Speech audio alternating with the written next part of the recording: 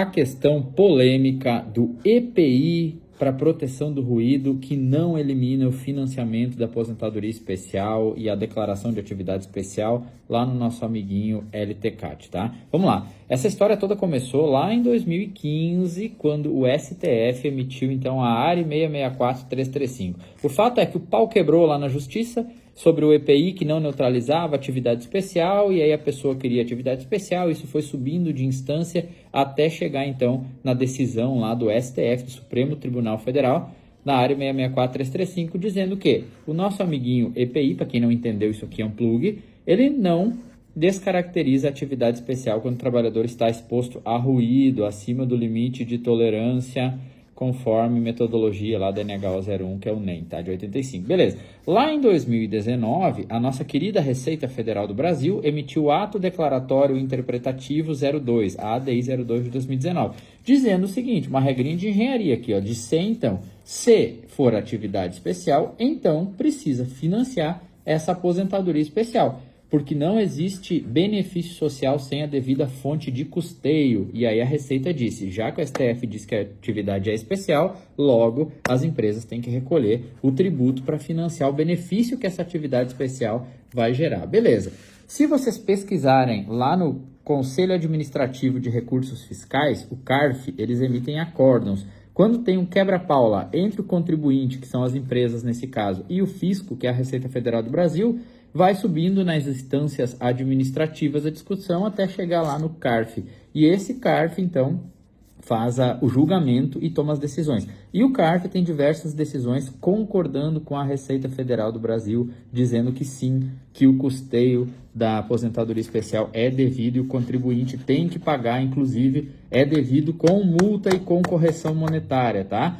E por fim, pessoal, aqui em 2022, depois de todo esse quebra-pau na Justiça e Receita Federal e CARF e STF e julgamentos e sentenças e tribunais, o INSS, então, atualizou a sua instrução normativa que rege, inclusive, o nosso LTCAT.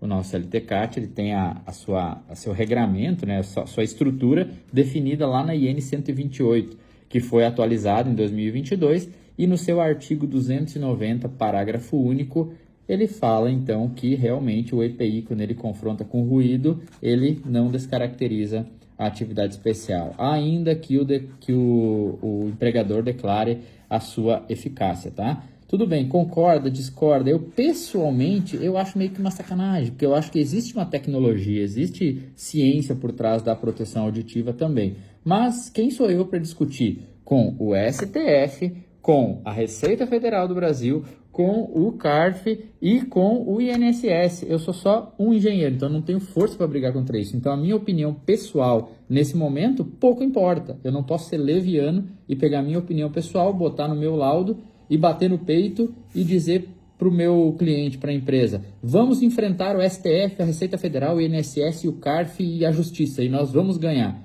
O meu cliente, por exemplo, se ele perguntasse, Jonathan, tu coloca no contrato do teu serviço que tu acha que o EPI neutraliza? EPI neutraliza sim.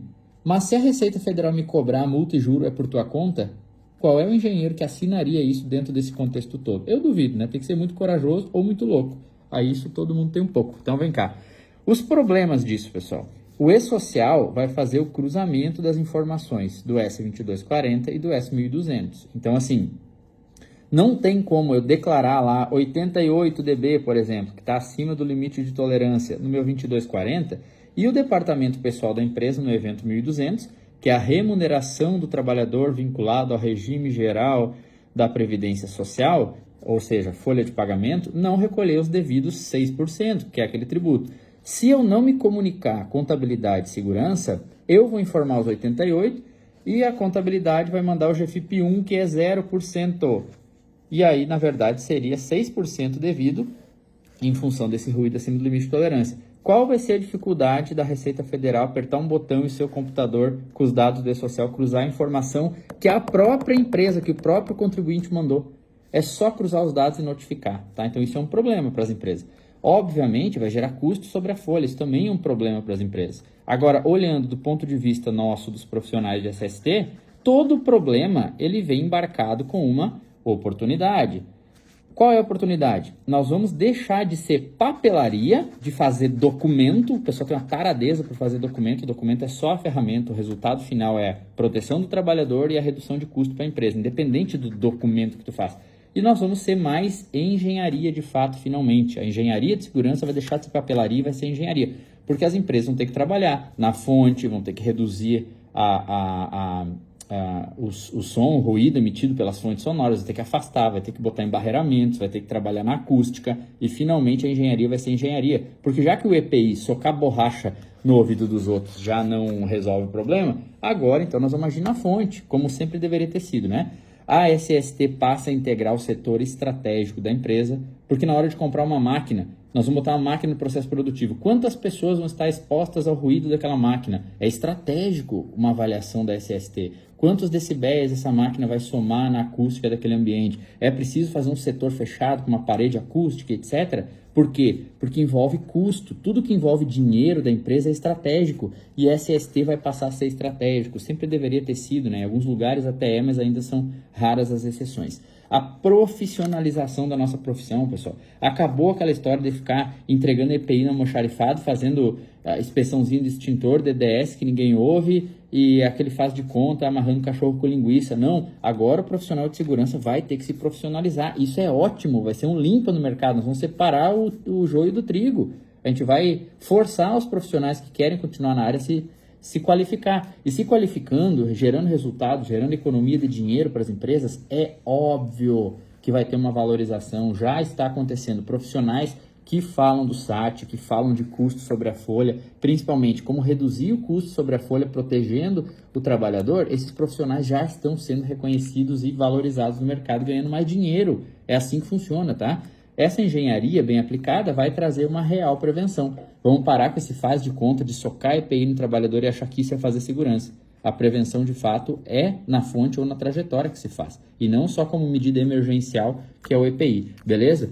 Quer entender um pouco mais sobre todo esse contexto aqui, como se posicionar, e não só sobre o ruído, que é um pontinho aqui, né? É um ponto só, mas e sim o contexto geral dos tributos? Então, você pode participar comigo, se você tiver interesse, na quarta-feira que vem, dia 20/12, às 20 horas, até umas 22h30, 23 horas mais ou menos, eu vou fazer um aulão aberto também. Aberto não, vai ser pago, tá? Porque a gente tem que separar também essa mimimizento aí, que só quer tudo de graça e não aproveitam nada. Tudo que é de graça a pessoa não valoriza, tá? Então vai ter uma taxinha sim. Então um aulão SAT+, aí de umas 2h30, 3 horas, onde nós vamos falar sobre benefícios que impactam no FAP e como o FAP impacta no Gildrat, que é um eixo aí do nosso SAT, né, do seguro acidente de trabalho, e também da atividade especial, que aí sim envolve o ruído, envolve o EPI, né, envolve o financiamento da aposentadoria especial, seu financiamento, e o E-Social, como é que ele interage com a SST, como a SST deve interagir com o DP, e como a gente pode falar de gestão de tributos, falando de dinheiro sendo valorizado pela empresa, tá? Um aulão aí de umas 3 horas para você entender esse contexto. Você não vai sair um especialista, mas você vai entender e saber falar sobre o problema pelo menos, tá? Vai ter material em PDF que eu vou entregar para vocês, que eu apresentar na aula. A gravação da aula vai ter sim, vai ficar por uma semana depois no grupo de WhatsApp disponível o link para reassistir a aula ou quem perder eventualmente a aula. Nós temos um filtro, tá? Esse filtro é uma taxa simbólica de R$30. É só para espantar aquelas pessoas que só querem tudo de graça, só querem modelo de graça, aula de graça, curso de graça, tudo de graça. Essas pessoas, eu sinto muito, elas nunca, jamais vão ser excelentes profissionais, vão crescer, vão ganhar dinheiro. Porque se ele só quer tudo de graça, também a mão de obra dele tem que ser vista como gratuita, porque é muito rasa, tá? Então nós temos esse filtro de R$30 e são 100 vagas, que é o que cabe no Zoom. Na plataforma do Zoom só tem 100 vagas, tá? Se você quer participar, o Pix para pagar esses R$30 é esse número de telefone aqui, 51996631119, e o comprovante você envia para outro celular, que é esse aqui, ó, 51996233527. Você manda para Jéssica, né, Jéssica? Diz, participem, pessoal. Isso aí, pessoal, participem. Diz, vai ser muito legal. Vai ser muito bom. Obrigado, Jéssica. 51. Vocês mandem o comprovante para a Jéssica nesse número, mas o Pix é esse aqui, tá? Então não confundam aqui. Depois que vocês mandarem o comprovante para a Jéssica, vocês vão ser adicionados no grupo de WhatsApp da nossa aula, beleza? Até quarta que vem.